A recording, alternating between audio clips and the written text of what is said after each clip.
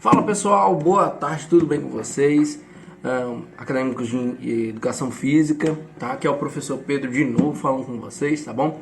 Vamos para mais uma aula e eu gostaria de falar que estou muito lisonjeado já de dar aula para vocês, já estamos na nossa segunda aula. Espero que entendam esse motivo da nossa aula ainda não ser presencial, espero um dia ainda ministrar aula para vocês presencialmente, espero que ainda também nesses próximos meses. Tá bom? Então vamos continuar a nossa aula, tá? Não esqueçam de quando formar me dar uma aula grátis, tá bom? Não. Então, vamos lá. Hoje a gente vai falar, basicamente, sobre a corporeidade no esporte, tá bom? Então, se você ainda tem alguma dúvida sobre a corporeidade, vai no vídeo anterior, tá? Vai lá no vídeo anterior, clica aqui no canal embaixo, tá? Procura playlist e tem um só sobre corporeidade e motricidade humana. Tá? E hoje a gente vai falar sobre a corporeidade, tá, no esporte, tá bom? Então vem comigo que a gente vai falar isso de 3 formas, tá bom? Bem rapidinho, não vai demorar muito, espero que seja fácil e de bem entendimento de todos, tá? Um bom entendimento de todos. Tá bom. Tá bom? Então vamos lá? Vamos lá.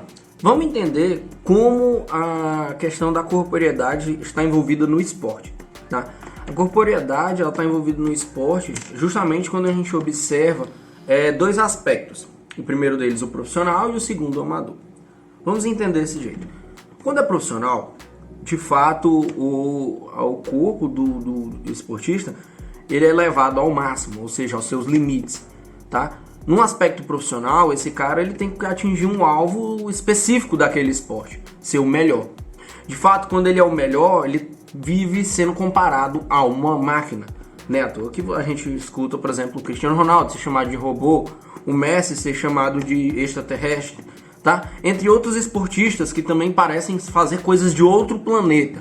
Seja tanto de um dom natural que essa pessoa tem, ou seja, o corpo dela, ela já é, vamos dizer assim, especificamente pronto para aquele esporte, tá? Ou seja, através de treinamentos, repetições, tá? E ele só pode ser o melhor no momento que ele alcança o ponto máximo de fazer aquilo praticamente de uma forma mecânica, parece perfeito, tá? Então, no esporte, profissionalmente falando, o atleta ele é levado ao seu limite, tá? E o profissional ele tem que entender como esse atleta ele vai chegar nesse ponto. Ninguém, por exemplo, se fosse pegar eu não conseguiria correr 42 km como um maratonista faz. Eu também. Entretanto, deveria se começar com movimentos básicos. Ou seja, eu tenho que entender que as minhas limitações ainda são muitas. Eu tenho um peso muito alto, eu sou uma pessoa que ainda não pratiquei uma corrida de longa distância. Então, eu não tenho preparo físico, não tenho respiração adequada, não tenho movimentação de corrida adequada. E tudo isso envolve o estudo do profissional de educação física. Então entenda, o profissional de educação física, ele não é um mero treinador. Ou seja, vai lá e faz isso. Não, ele envolve um estudo, principalmente de cada atleta. Quando falamos de esportes coletivos, o nível de aperfeiçoamento ele é alto. Quando a gente fala de um indivíduo só, é mais fácil de trabalhar, mas também é um processo mais demorado. Vamos entender isso? No esporte coletivo, geralmente existem lacunas onde precisam ser trabalhados. O físico e também a estratégia daquele esporte. Mas, quando a gente fala individualmente, é um atleta que precisa ser preparado para aquele momento principal, para ele ser o campeão. Tá? Então são várias etapas e essas etapas a gente vai falar hoje, tá? São pequenos detalhes que a gente vai ver profissionalmente falando, tá? O primeiro deles a gente vai falar preparo físico, tá? Preparo físico, tanto nos esportes coletivos quanto esportes individuais. O preparo coletivo leva o meu atleta a se desenvolver, porém com detalhe de não se lesionar. Eu levo ele a desenvolver o seu corpo para se tornar basicamente uma máquina, mas eu não lesiono ele. De maneira nenhuma. Eu não posso lesionar esse meu atleta, meu cliente também. Não deixa. Legal! Bem louco! Esse é o meu cliente, tá? Eu não posso lesionar ele, tá? Segundo, eu tenho que desenvolver a estratégia ou as ideias daquele esporte. Vamos entender. Às vezes a gente pensa que tiro ao alvo é um esporte que basicamente o cara tem que aprender a mirar e atirar. Ele é bom de tiro, vamos dizer. Sou Serjão Berranteiro, mais conhecido como matador de onça, né? Assim. Mas não. Ele tem uma estratégia de acertar o alvo, a posição da mão, o peso da arma. Então tudo isso envolve uma série de ideias para que naquele esporte ele seja o melhor. Vamos entender. Então futebol é uma coisa que só é de 11 contra 11, corre atrás da bola e basicamente chuta ela dentro de um gol. Tá. Existe só um jeito de fazer isso? Não! Não.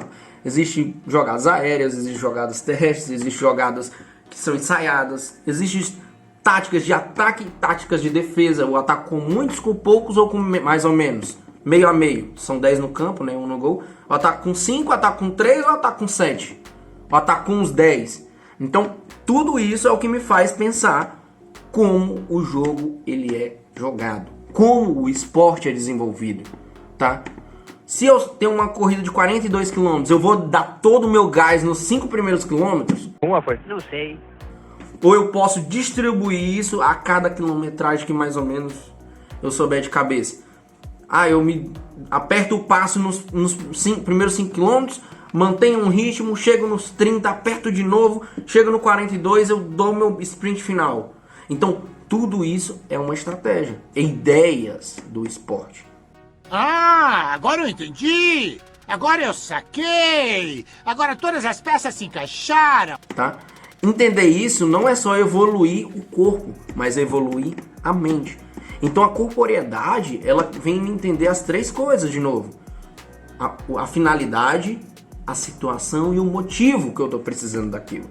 Profissionalmente falando, o profissional de educação física, ele é essencial para isso.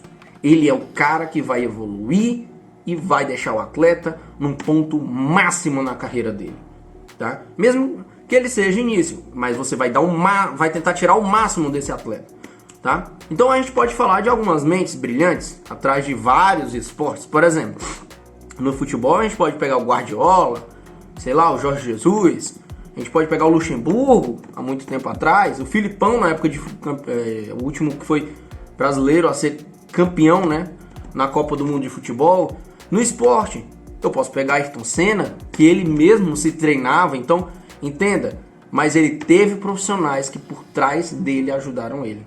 Profissionais em todas as equipes que ele passou. Por exemplo, Ayrton Senna passou por McLaren, Williams, e todos eles tinham um profissional atrás para melhorar a sua condição física, tá? É muito fácil a gente procurar vídeos onde o Ayrton Senna não conseguia nem levantar o troféu, tá? Então isso era muito normal. Tá? Por quê? Porque o peso do carro era tão forte para virar o volante que ele precisava estabelecer uma melhoria na questão do carro dele, né? A questão dos braços, né? Virava a força G do impacto das curvas e isso machucava muito ele, tá? Eu vou tentar colocar aqui um vídeo sobre isso. Som do hino nacional brasileiro.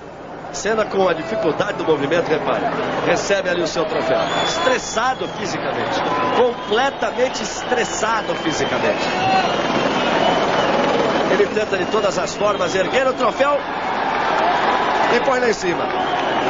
Não há dor que possa impedir. E outra coisa, por fim, o profissional, ele e geralmente em esportes coletivos funciona mais. Já falamos do preparo físico, da ideia, da estratégia de jogo, mas por fim, a gente tem que entender que esse profissional ele é humano, tá? Ele é humano. Mesmo que ele chegue a um ponto perfeito, ele vai errar. Ele não vai ser o melhor para sempre, tá? Entenda, esse cara vai errar. E se você como profissional estiver treinando ele, tenha paciência. Não seja ignorante, não vá jogar toda a carreira dele por água abaixo, tá? Então, entenda, esse profissional, ele é um profissional que está tentando ganhar dinheiro com aquilo. Você está tentando ganhar dinheiro, tire o máximo dele. E estude você para isso, caso você queira seguir essa profissão, essa carreira, tá bom? Então, vamos agora falar um pouquinho dos profissionais individuais, ou dos amadores, que é um pouco importante porque a visão do profissional de educação física é outro. Vamos lá. para os profissionais a gente já comentou agorinha, mas agora para os amadores, na corporeidade, você deve entender que o foco dele geralmente é perder peso, ganhar músculo. Ah, eu quero praticar um esporte para eu ter saúde.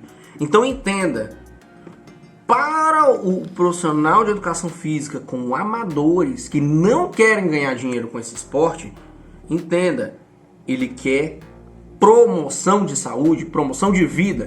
Então, não lesione ele logo de cara. Não coloque ele para fazer coisas que ele não dá conta. Então vamos lá. Se eu quero eu quero ser um corredor, quero ser um cara que corre longas distâncias, maratonas. Mesmo que não seja 42 km, eu quero correr 10, 5 km. Não comece forçando ele a correr os 10 km se ele não consegue. Ajude ele de pouco a pouco, com exercícios, até ele evoluir e chegar no ponto máximo, onde ele fale, rapaz, agora eu consigo, e graças a esse cara aqui. Mostre que você, como profissional, é capaz, mas não mostre que o seu atleta, né, mesmo que amador, ele ainda já está pronto, ele já está pronto para isso, tá? Mostre a forma correta de correr. Mostre a forma posicional da corrida, os braços, as pernas, o fôlego, quando respirar. Tudo isso você tem que saber, já que você é um profissional de educação física, tá? Claro, você vai estudar para isso, ninguém nasce sabendo também. Certamente que sim. Tá? Tenha paciência, esses alunos geralmente são alunos que estão começando pela primeira vez, ou então já fizeram e estão voltando há algum tempo nesse esporte, tá? Outra coisa que nós devemos ter cuidado são com as CIAs. É o quê? CIAs são os tipos mais conhecidos de doença ou distúrbio, tá? Primeiro delas, a anorexia. Às vezes esse aluno ele quer perder peso, sim, mas ele tudo se vê gordo. Tudo. Então ele pode estar uma pessoa magérrima, uma pessoa tranquila, mas na cabeça dela ainda é uma pessoa gorda. Assim, falando nos termos coloquiais, tá? Mas ela se vê uma pessoa acima do peso. E isso traz um transtorno na cabeça dela tão grande que às vezes pode fazer ela vomitar o que tá comendo. Eita, que nojo! Então, justamente, ela faz essas coisas pra perder peso de alguma forma, tá? Ela quer perder peso mais e chega num quadro de bulimia também, que isso é bem grave, tá? Já existe outros aqui que são conhecidos também como vigoroxia. A vigoroxia vem de vigor, né? Lembra vigor? Mas são pessoas que querem ganhar músculo de qualquer maneira. Ela tá forte, tá definida, parece um robô de tanto músculo, mas ainda ela quer continuar ganhando massa muscular. É mesmo?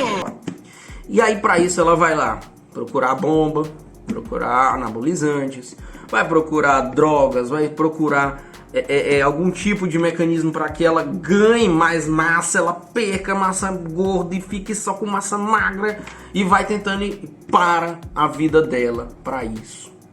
Então, quando a gente vê a vigoroxia, isso já também é um distúrbio e isso também deve ser tratado, deve ser observado. Isso é muito comum em atletas amadores, não em profissionais.